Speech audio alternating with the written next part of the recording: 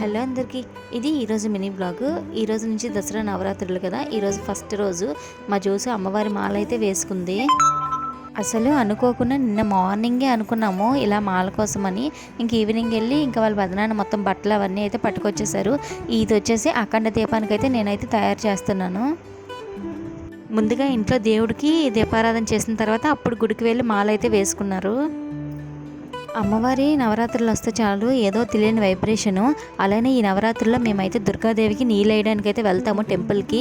మార్నింగే 2 o'clock వెళ్తాము. మామూలుగా నార్మల్ టైంలో అయితే చీకటి పడ్డాక బయటకు వెళ్ళాలంటే భయం వేస్తుంది. కానీ ఈ నవరాత్రులు అయితే మేము 2 o'clockకి లెగిసి, అంటే 2కి లెగిసి 2:30కి అలా రెడీ అయిపోయిన తర్వాత అయితే టెంపుల్కి అయితే వెళ్తాము. ఈరోజు నాకు హెల్త్ బాగోక వాటర్ వేయడానికి అయితే వెళ్ళలేదు, రేపటి నుంచి వెళ్తాను. అలానే మీకు వీడియోలో చూపిస్తాను చూడండి అమ్మవారికి నీళ్ళు అనేది ఎలా వేస్తాము. ఏదో తెలియని వైబ్రేషన్గా ఆ డప్పులు సౌండ్, ఆ ధూపము. ఇక మా వాళ్ళు కూడా ఇంకా మాల వేసుకోక ముందే అమ్మవారికి నీళ్ళు అయితే వేశారు.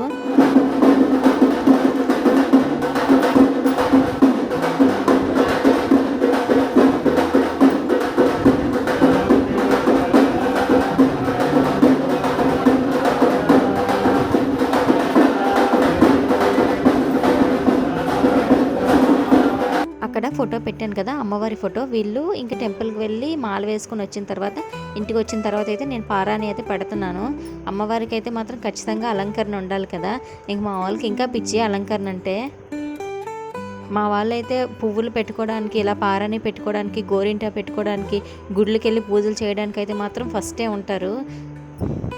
ఇంకా పారాని అది పెట్టేసుకున్న తర్వాత హోంవర్క్స్ అయితే రాసుకున్నారు. ఈ దసరా సెలవులు అయినా సరే హోంవర్క్స్ ఉంటాయి కదా వాళ్ళకి.